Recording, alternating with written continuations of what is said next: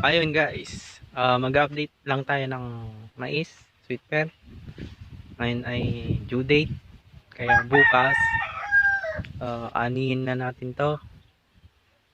Ayun siya guys, papakita ko lang ha. Yung mga malalaki. Yan. Ayun siya. Yung mga parting maliliit. Pero okay na din yan. Maani pa rin yan. Kaperahan pa rin yan. Yan yung tinatawag na reject. Maliliit. Ayun guys, yung mangyari dito is magkikipag-deal ako sa ibang buyer at ipapatingin ko sa kanya tong mais.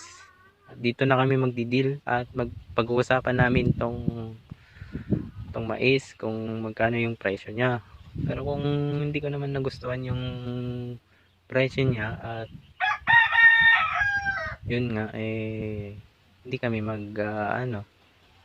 hindi na matutuloy ang pagdi-deal namin dito.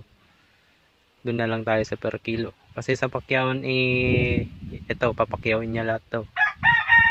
Hanggang doon sa baba, hanggang doon. Lahat.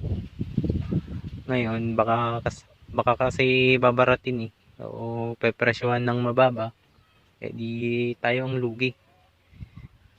Kaya titingnan pa rin natin kung anong mangyayari. Kaya update na lang next time ulit. Thank you guys.